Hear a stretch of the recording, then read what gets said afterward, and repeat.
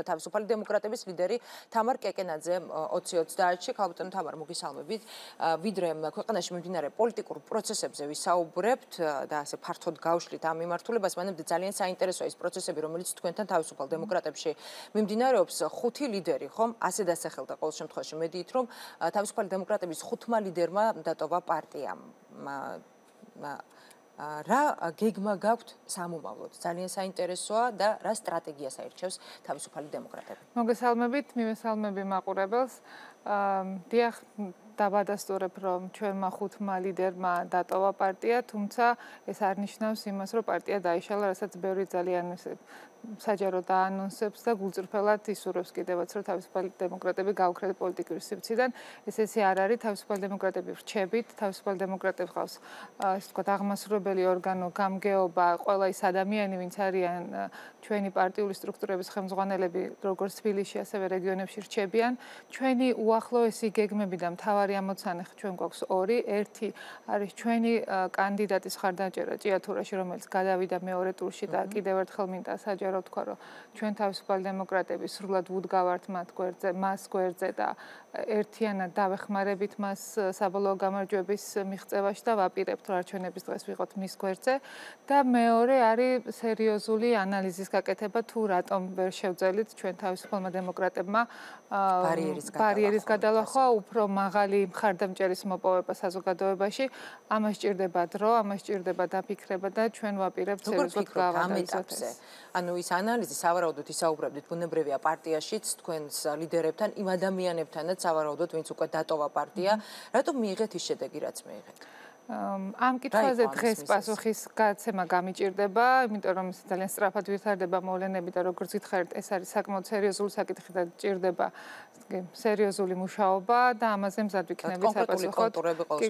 ამ ეტაპისთვის ეს კონტურები არ, იმიტომ რომ ჩვენ ველოდებოდით საკმაოდ მაღალ მხარდაჭერას საზოგადოების, თუმცა მე მინდა თითოეულ იმ ადამიანს, რომელმაც ხარი დაგვიჭირეთ, ეს არის 80,000-ზე მეტი საქართველოს მოქალაქე, ძალიან დიდი მადლობა გადავუხადო და ვისარგებლო ამის შემთხვევით ამ ეთერის მეშვეობით ვუთხრამათ, რომ ჩვენ არსად არ მივდივართ, ჩვენ ვრჩებით, ვაპირებთ განახლებას და ძალიან აქტიურად მომზადებას 2017 წლის თვითმმართველობის არჩევნებისთვის. აუცილებლად უნდა კითხოთ კიდევ ერთ საკითხთან მიმართებაში. გავრცელდა ინფორმაცია, რომ 5 ლიდერმა დატოვა პარტია, თუმცა მე კიდევ ერთხელ უნდა კითხოთ, სად არის ირაკლი ალასანია? წავიდა თუ არა ის პოლიტიკიდან? ირაკლი ალასანია რჩება პარტიაში, ირაკლი ალასანია რჩება პარტიის თავმჯდომარედ. მან, როგორც თვითონ განაცხადა, აიღო გარკვეული პაუზა აქტიური პოლიტიკიდან.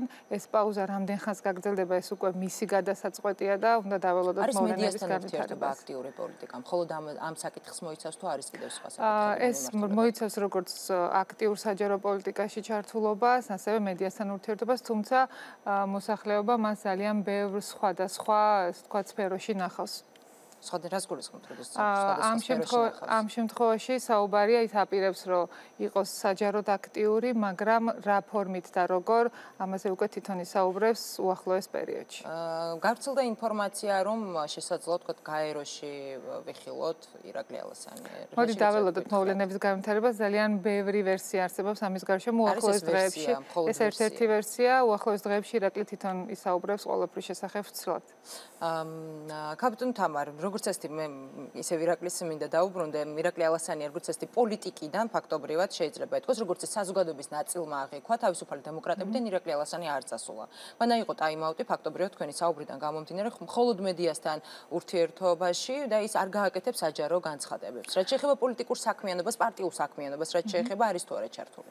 გარკვეული პერიოდის განმავლობაში, რაც მან თავის განცხადებაში აღნიშნა, ის ჩართული იქნება სწორედ აი იმ პროცესის ფარგლებში, რაც ნიშნავს გაანალიზებას და გააზრებას, რა მოხდა, რატომ ვერ გადავლახეთ ბარიერი, იმიტომ რომ თვითონ იყო, ასე ვთქვათ, ლიდერი ყველა იმ ნაბიჯის, რა ნაბიჯითაც მივედით არჩევნებამდე. ამიტომ, რა თქმა უნდა, იგი ჩართული იქნება და მოგვეხმარება ჩვენ აი ამ რთული პერიოდის გავლაში. ქალბატონო თამარ, იმის გათვალისწინებით, რომ მეორე ტური დაინიშნა, სადაც ირაკლი ალასანიას უნდა მიიღო მონაწილეობა.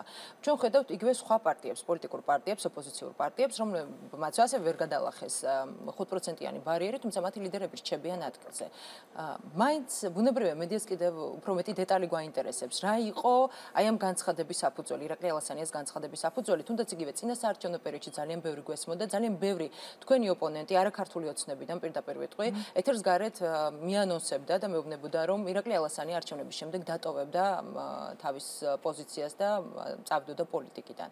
იყო რამე სხვა მიზეზი ხომ არ არის? ფინანსური თუნდაც, იგივე სტრატეგიული შეუთანხმებლობა პარტიის ლიდერებს შორის. მე სამწუხაროდ ესეთი მოსაზრებები არსებობდა, მაგრამ კიდევ ერთხელ მინდა თქვა, რომ ამ მოსაზრებას არანაირი საფუძველი არ აქვს.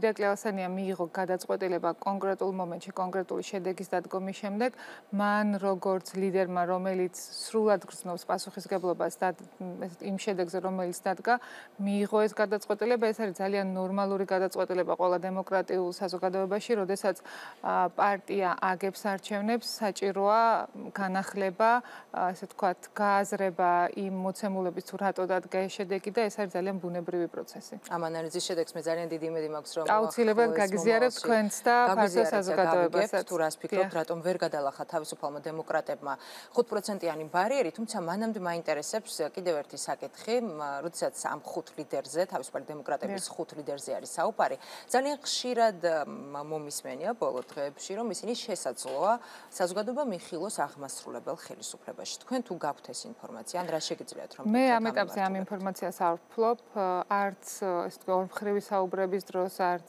საერთო შეკრებების დროს მათ ეს მოსაზრებები არ დაუფიქსირებიათ. მათ დატოვეს პარტია, დღეს ამას იქით ეს უკვე იქნება მათი პიროვნული გადაწყვეტილებები და ჩვენ როგორც თავისუფალი დემოკრატები მათ ამ გადაწყვეტილებებში ვერ ჩავერევით. რას ფიქრობ და საინტერესოა ასევე როგორია თქვენი პოზიცია იმ სავარაუდო სცენარზე, რომლის მიხედვითაც ქართულმა ოცნებამ მეორე ტურების დასრულების შემდეგ შესაძლოა მიიღოს საკონსტიტუციო უმრავლესობა. ძალიან ბევრი კომენტარი მოვისმინეთ, ბევრი კრიტიკული განცხადება ოპონენტების, ქართული ოცნების ოპონენტების მხრიდან და მოწოდებებიც კი მოვისმინეთ, მაგალითად გუშინ საღამოს. უნდა ასე კითხავთ პირდაპირ, უნდა დაუშვას თუ არა ეს ფაქტორი ამ მორჩევალმა. მოდით მეც პირდაპირ გიპასუხებთ. ჩვენ თავისუფალი დემოკრატები ვთვლით, რომ ქვეყნის დემოკრატიული განვითარებისთვის და ევროპული პერსპექტივისთვის საკონსტიტუციო უმრავლესობის ერთი ძალის ხელში აკუმულირება არის საფრთხის შემცველი, თუმცა ეს არის ქართველი ხალხის არჩევანი. თუ ქართველი ხალხი ჩათვლის, რომ მას სურს ესეთი ნდობა გამოუცხადოს ქართულ ოცნებას, ეს არის მათი გადაწყვეტილება და ჩვენ როგორც ის შედეგი მივიღეთ, რაც შედეგის დადგა თავისუფალი დემოკრატების მიმართ, ასევე პატივსცემთ მათ არჩევანს.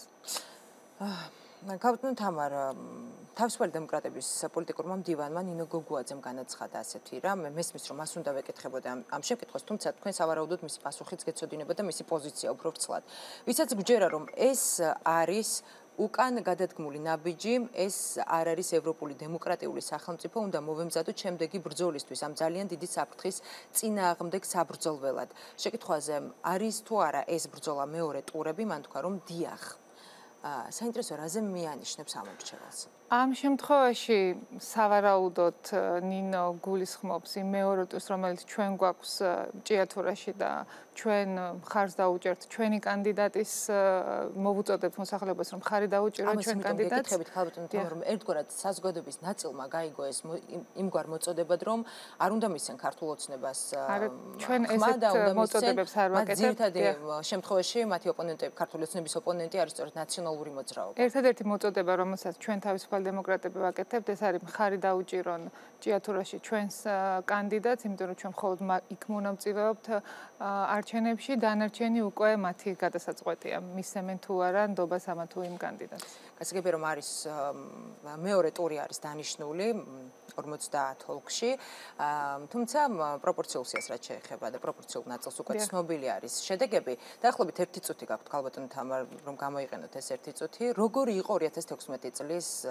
არჩევნები, 8 ოქტომბრის არჩევნები? იყო თუ არა ეს უკან გადადგმული ნაბიჯი, რა შეგიძლიათ გითხრათ? ეს არჩევნები იყო საკმაოდ რთული, ძალიან ბევრი პროცესი რომელიც მიმდინარეობდა როგორც წინასაარჩევნოდ, ასევე არჩევნების დღეს შეიძლება იყოს აღქმული როგორც არასამართლიან, ხშირ შემთხვევაში თითოეულ ჩვენი კანდიდატის მიმართ და მათ შორის მთელი ამ წინასაარჩევნო პერიოდის განმავლობაში ძალიან აქტიურად ეხებოდნენ ხდებოდა უსაფრთხოების სამსახურების მიერ ჩარევა პარტიულ საქმიანობაში და კამპანიაში მათ შორის დაშინებები, რაც თვლი რომ არის ერთ-ერთი მიზეზი, რამაც გამოიწვია თუნდაც ამ მრჩევლის ის რეაქცია და ის შედეგი, რაც ჩვენ თავისუფალ დემოკრატებს დაგვიდგა, თუმცა კიდევ ერთხელ ვიტყვი, ჩვენ მივიღეთ ეს შედეგი როგორც ფაქტი და ჩვენ ვაგრძელებთ ჩვენ პარტიულ მშენებლობას.